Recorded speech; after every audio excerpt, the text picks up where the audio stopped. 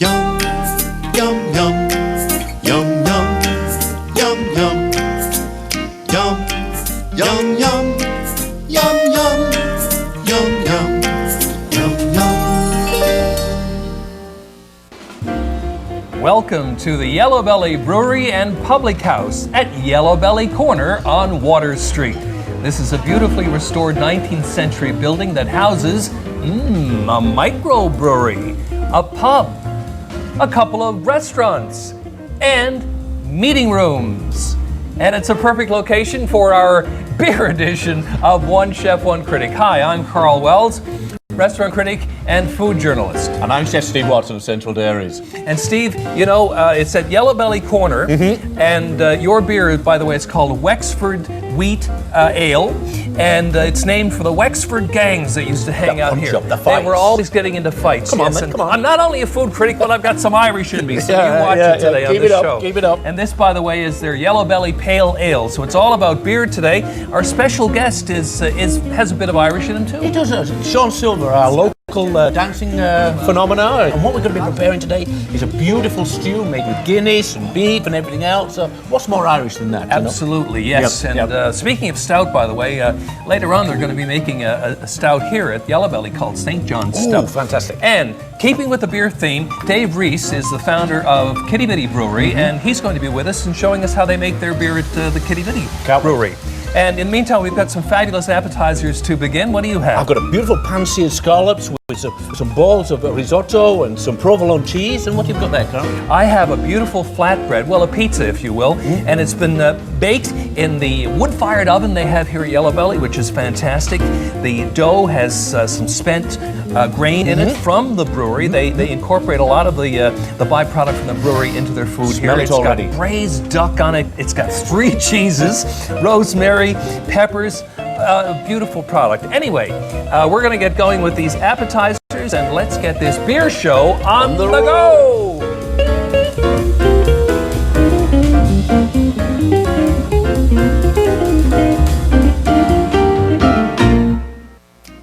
If you have to have your cell phone in a restaurant, put it on vibrate and take it outside to use it. And the same goes for texting. And today we welcome to the One Chef One Critic kitchen, Shawn Silver of I Dance, an Irish dancer. And today, Stephen is going to do an Irish recipe for you, which includes, guess what? Guinness. Guinness and beer. What more, right? What more can you ask for? So what I'd like to prepare for you today, Shawn, is basically an Irish stew, but we're going to be using beef, we're going to be using some carrots and some onions, and of course our Guinness. So what I did, I just got some boneless flank steak. We've diced it up nicely there. And what we're going to do is just add a little bit of seasoning, just a little bit of salt and pepper onto there, and some pepper.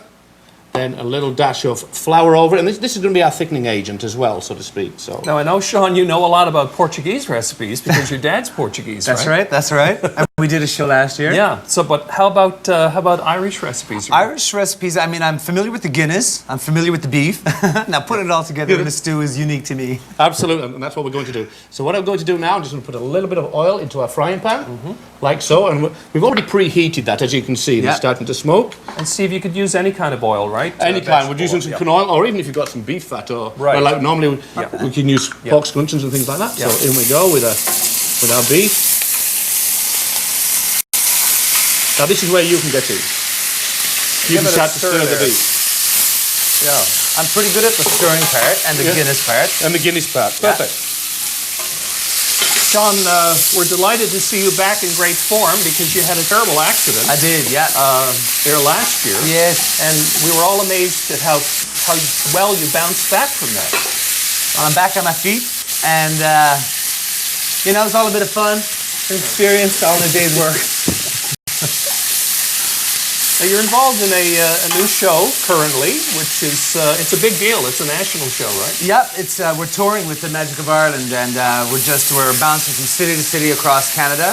It's the 10th tour, and I'm the director of the show, and of course we've got some Newfoundland talent in there. So we're really excited because we're waving the Newfoundland banner in the show, and we produced the costumes out of here. Really? Yep. Wow. We developed all the artwork and the costumes. We've really taken a strong lead, and So we're out in the country. We're touring around up to Alaska and California and over Canada. Yeah. You're probably the first people to bring Irish dance to Alaska. You know, I don't think it's exactly. Riverdance and these major shows have toured all the Wembley stadiums and the huge venues. But there's been a huge demand for some of the more local rural regions. So Alaska, of course, being off the charts, this is where we're excited to get. So as you can see now, Shawn, we've got the beef is nicely browned. Yeah. So we'll just add some onions to that. Wow. I feel like Steve Watson here all of a sudden. Wow. Minus the devilishly handsome good looks. Shawn, I was saying earlier on there that where I'm from in England, we're from a steel town in the northern part of England, and we have clog dancing. Yeah. Now, the nature of the clogs were that the people would go to work and they would actually walk on the sheets of steel because they had the wooden buttons. But then there would be competitions between each of the steelworks actually doing the clog dancing. So there's a lot of history there as well. That's amazing. And so you talk about the competitive sport. So it really is all about trying to up one another in a fun, healthy way. But Absolutely. And my type steelworks, which was the closest to me, we used to win everything, you see. So. You know, there were some amazing clog dancers, but as well Irish dancers out of Manchester. Yeah. So it's obviously had an effect on the dance world. Oh, absolutely, absolutely. And it's becoming more and more back. It's even being taught in the schools now. I think that's brilliant. So I just put a few carrots in there. Okay. I guess most cultures have their own traditional dances. They do, you know what? And like in Scotland, they do. The fling, you got it. And that's right, Scottish dance is very beautiful as well. And a lot of strength. Have you seen Scottish dancers? Oh, yeah. I mean, they're all built strong legs. But of course, any of this dancing, as Stephen said, when they compete, it becomes then a bit of a sport. So Irish dancing especially, nowadays, it's a beautiful ancient form of art, but it's also a competitive sport. Yeah. So in fact, they've introduced it as a demonstration sport in the Olympics. So that's kind of where they're going with it. Isn't that amazing? Well, what's great about it is that it's, this gender parity, males and females can dance together as opposed to a male being stronger than a female, although that's not always the case because most of my dancers are stronger than me. It's gender parity and sort of, it's the rhythm and timing we're going for. But So you're going to show us a little jig later on? Absolutely. But first of all, get the Guinness going. Let's get the Guinness going. So as you see, we've nicely sauteed the beef off there, a little bit of flour there, that's going to act as a thickening agent, and we've also got some onions and the carrots in there, so we'll just pour the beer over there. Wow. So this is pretty easy in some sense. Very easy, very straight. It's more of a comfort food.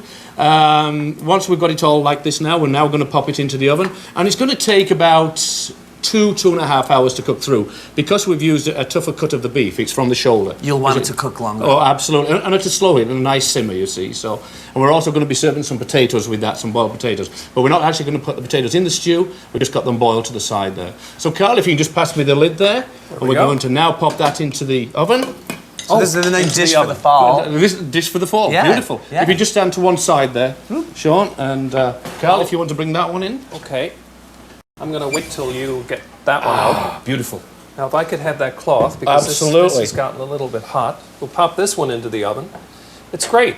The magic of television. We have one done. One done. Okay, there we go. And as you notice, this particular pot here in the cruet is a lot larger because we have a large film crew with us today. So we've got to be serving everybody. So. And Steve, if you wanted to use a beer other than Guinness, you could do that too, right? Like if Shawn wanted to use 1892. Absolutely, a local brewery. Yes, absolutely. 1892 is a heavier. I bet there's going to be a good rush on 1892 now. There we go.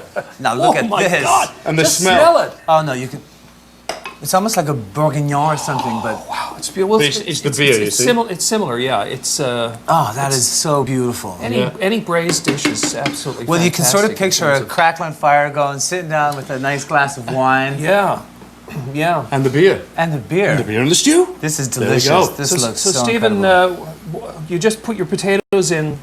No, but I'm going to serve them separate altogether. Oh, we're going to serve them separate and with a nice loaf of homemade bread as well. Yeah, so you can dunk it in there and some beautiful spyglass. That's an interesting twist. I've never had potatoes separate from the stew. No, just put it. I'm looking more for a little bit of a presentation. Bring it up a notch as well. And you can keep the stock if you found when you were reducing the beef down, you could add a little bit of the potato stock to that to bring the sauce back to the consistency that you wish. And when people are making this dish, you can use lamb as well, and I guess Lamb is more traditional, Yeah. but to buy lamb is very, very expensive. And they're not selling a lot of the shoulder cut. It's more of the lean cuts that they're selling in the market. So that's why you now. said a cheaper cut, cook it slower. Slower, and the flavours are going to come through, and that's the whole thing. And we've only put salt and pepper in there. That's all we put. That's all we put. But the So smell it is really incredible. goes through. Yeah. Yeah. Just want to ask you some more questions about your dancing. Yeah. People may not realize this, but your eye dance school not only operates in St. John's, you're in other parts of the province now too. That's right. Yeah, we've expanded out around Newfoundland, and certainly there's an interest in traditional dancing. Of course, as Newfoundlanders, we're probably known for our music and our dance and our art and culture. So this element of what we're presenting has been really well received. And we've also worked with, we're currently in Iceland as well, working with some dancers. We partnered with a dance school over there. And what's really brilliant is that Iceland, their 70% genetic strain is Irish. Really? Really. I didn't know that. In Ireland. In Iceland. In Iceland? Yeah, Never knew. nobody was really aware of this. So Yeah. the fact that they had this, and of course that's the Vikings when they took Yeah. people and brought them over. Yeah. 900 and 1,000 years ago. Yeah. So they have a huge interest in traditional art and culture. But now art and culture itself, by the time the children are 7 and 8 and 9 years old, they're all familiar with the international standards of dance. They place a huge emphasis on dance and art. So the Irish dancing is just one more element, and we're delighted now. We're heading over there as well later on. Like I said, after this show will air, we'll be probably in Iceland at some point. So that's where we're performing next. You're a world traveller. On the go.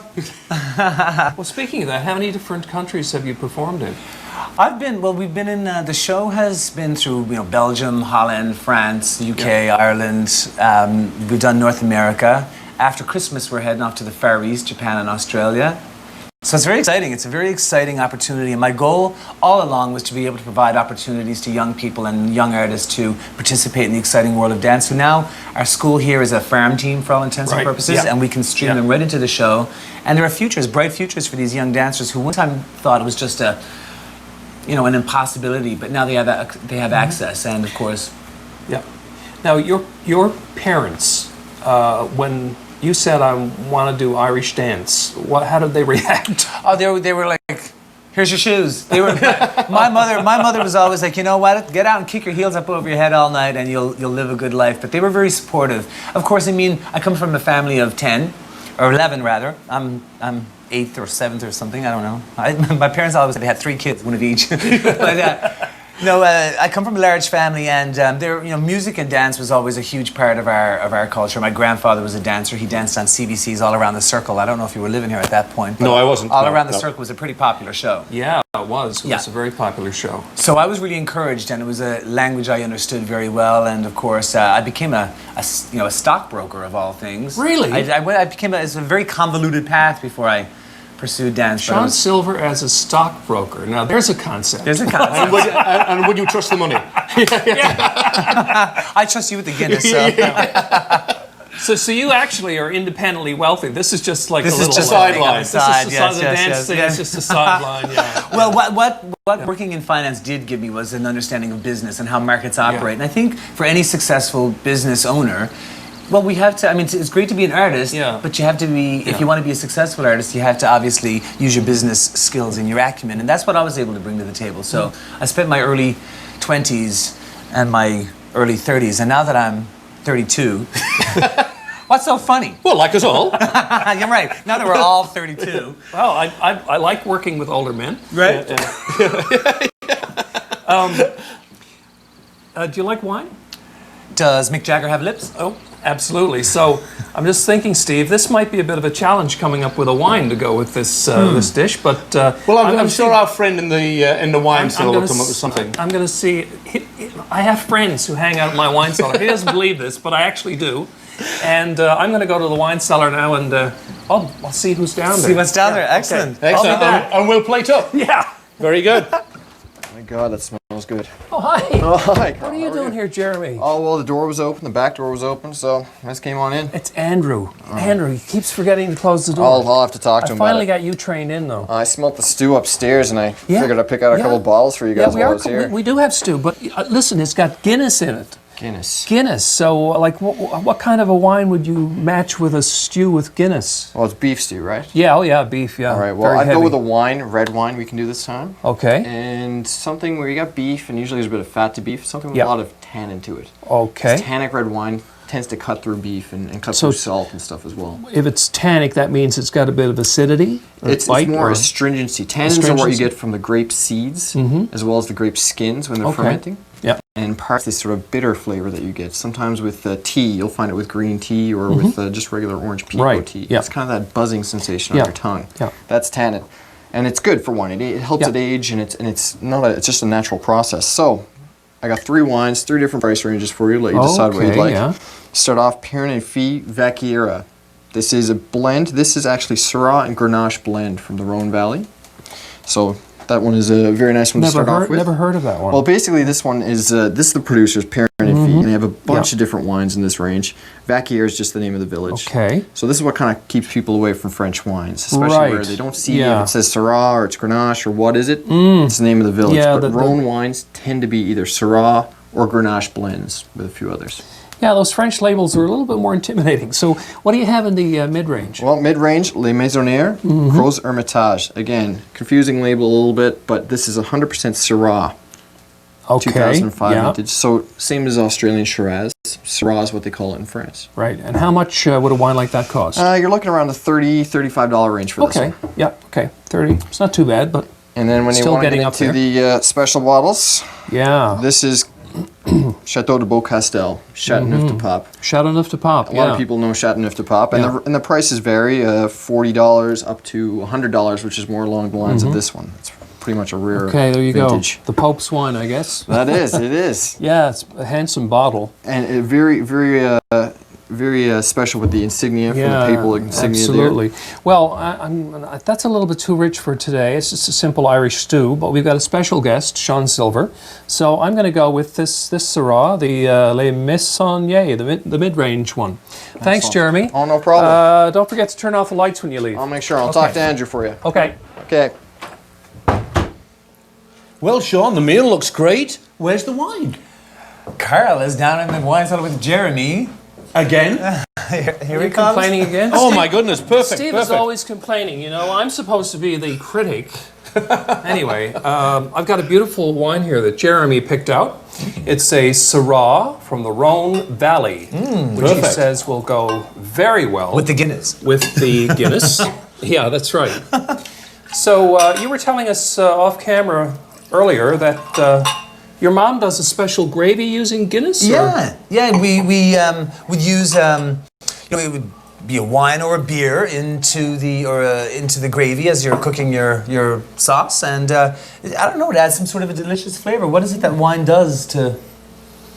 Well, it's got, Go ahead. no, I was just going to say it's got the hops, which gives it that, I don't know, that bite. Pungent flavour to it. Yeah, yeah. And it certainly goes through it, that's for sure. Yeah, it just imparts a special flavor. And of course, when it cooks, I guess it develops a little bit more and Delicious. just makes for an absolutely flavorful meal. And speaking of which, let's try. Let's try. This looks really good, Stephen. Very good. Very good. That is delicious. If I say so myself. That is delicious, and you may say so. We wouldn't expect him to say it's awful, would we? No. He'll end up in a milk carton for real. Yeah. Yeah, no, it's great, Steve. It's You delicious. did a fabulous job. So now, Shawn, when you go off on your travels, you can give people some Irish dance and you can give them an Irish recipe. And get them liquored up at the same time. Absolutely. Not too much of that, though. We have to be responsible. Anyway, folks, if you want Shawn's recipe, go to centraldairies.com to our page and contact us. Here's how you do that. For more of Chef Steve Watson's recipes, our recommended wine lists, and guest recipes, log on to centraldairies.com. Have a recipe that you want to share with us? Send it along to onechef.onecritic@rci.rogers.com. Be sure to attach your name, address, and contact number, and you and a guest could be eligible to win a dinner for two at one of our city's finest restaurants. Let us know what you think of the show at 757-9600. A simpler way of making your bread dough tastier and lighter, use a fresh beer instead of water. Steve, Shawn really liked that Irish stew you made for him with the Guinness. I think he was going to clog dance after that Guinness. I think he needed the stew as well, something that stuck to his ribs. He's too skinny. Anyway, this is a new beer we have here from Yellow Belly. It's Fighting Irish Red. And it goes beautifully with my chocolate dessert. They A say trio it of does, chocolates, yeah. yes. We've got a chocolate cake, a quenelle of chocolate mousse, and some homemade gelato. And I have Chef Eric Wood's version of the Newfoundland Tout, and it's got cinnamon-infused cream cheese and an apple raisin compote with it. Now, the beer talk continues. We're going to listen to David Reese of Quidi Vidi Brewery telling us about a new product he has. Let's dig in.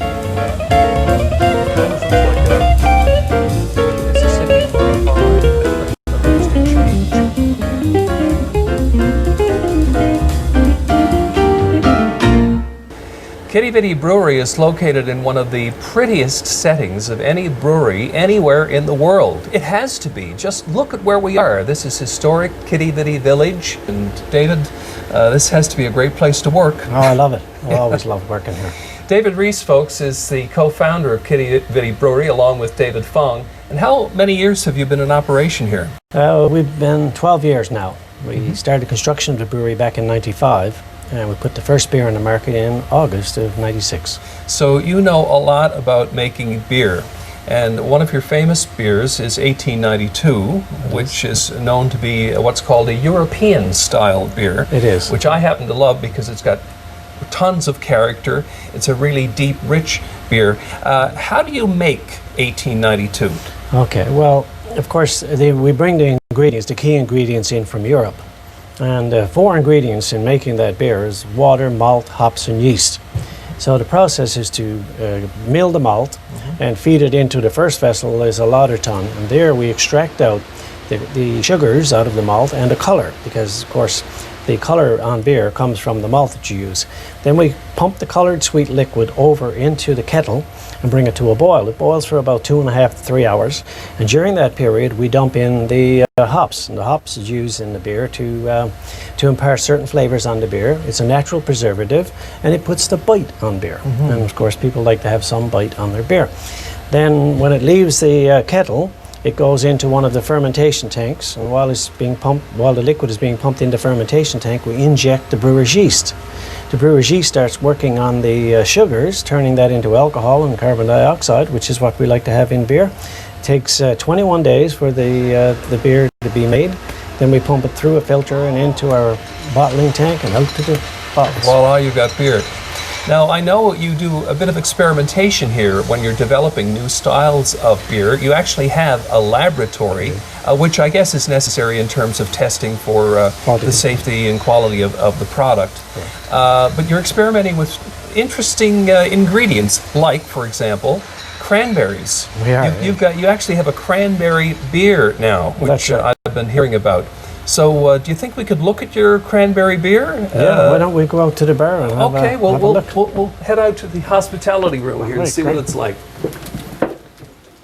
All right, David, I'm really interested to see what this new product looks like. The idea of adding cranberries to beer intrigues me. How did you come up with that idea? Well, you know, there's many different types of coolers on the market, so we said, why don't we try one with a beer? And so we came up with a special formulation of beer and a cranberries and a sweetener, and this is the finished product. Karl. Wow! So this is a beer cooler, and I take it that this is a Quidi Vidi Brewery invention. We're the only brewery that I know of with a product like this. Wow! We developed it here at the brewery. It's very, very beautiful. Yeah. Cheers. Steve, you got rid of that pretty quick. Yeah, I'll tell you, Karl, the chocolate was beautiful. You're going to have to roll me home now. I know, it looked amazing. Yep. And this Towton was just glorious. And we should give Liam McKenna a plug. He's the brewmaster here at Yellow Belly. Absolutely did a great delicious. job with these ales that we tasted today. Beautiful stuff. Anyway, that's it for this edition of One Chef, One Critic. See you next week. Who made the stew? Who made the stew? You made the stew. Sure, you made the stew, but this is you're a co-host, right? Yeah, yeah, In yeah, fact, but I in made the fact, stew. I would even go so far as to say I'm the star of this freaking show. Yeah, right, Okay? right. Whose So name you comes watch first? your Whose step. name comes You first? watch your Who's that? step. And by the way, that comment I made about cell phones, it was about you, Mr. Blackberry. Mr. can't be without his Blackberry. Cost of doing business. Cost of doing business.